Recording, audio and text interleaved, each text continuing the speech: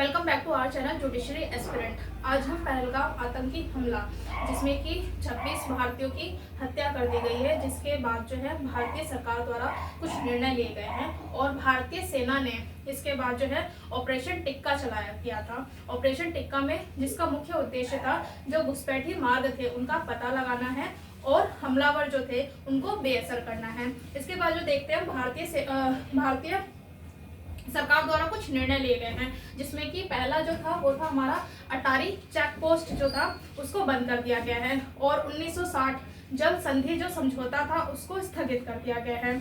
और third point जो है वो है कि सार्क वीजा छूट योजना के अंतर्गत जो पाकिस्तानी भारत में प्रवेश कर सकते थे उनको जो है अभी मना कर दिया गया, यानी कि सार्क वीजा छूट योजना के अंतर्गत पाकिस्तानी जो है अब भारत में प्रवेश नहीं कर सकते हैं।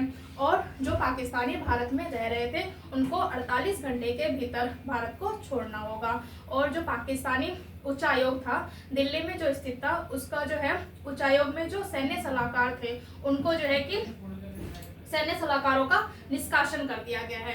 अब हम देखते हैं सिंधु जल समझौता क्या था, कब हुआ था, किस किस के बीच में हुआ था। तो सिंधु जल समझौता जो था वो 19 सितंबर 1960 को हुआ था। किस किस के बीच में हुआ था? ये भारत और पाकिस्तान के बीच में हुआ था। और भारत के जो है पंडित जवाहरलाल नेहरू और जो पाकिस्तानी सेना के जो जनरल थे अयूब खान के द्वारा जो है हस्ताक्षरित किया गया था। और ये कहाँ पर हुआ था? कराची में हुआ था। अब हम देखते हैं कि जो है सिंधु जो नदी है वो उसका ऑरिजिन कहाँ से हुआ है, यानी कि कहाँ से उसका प्रारंभ होता है। तो वो जो है तिब्बत के मानसरोवर झील से निकलती है। इसकी 5 अन्य सहायक नदियां हैं जैसे कि झेलम, चिनाब, रावी, व्यास और सतलज, जिसमें कि रावी, व्यास और सतलज पर भारत का अधिकार है तथा सिंधु, झेलम और चिनाब पर पाकिस्तान का अधिकार दिया गया था, जिसमें कि पाकिस्तान जो है 80% जो है पानी का यूज करता था और भारत जो है उसमें केवल 20% का ही यूज करता था। जो कि अब जो है 1960 जो था यानी सिंधु जल समझौता था उसको निलंबित कर दिया गया है। तो इसके बाद जो है भारत के पास क्या क्या विकल्प है, यानी कि भारत क्या क्या कर सकता है। तो सबसे पहले जो है इन नदियों का जो पानी था उसको जल संग्रहण कर सकता है और जो जल प्रवाह डेटा था उसको साझा करना बंद कर सकता है।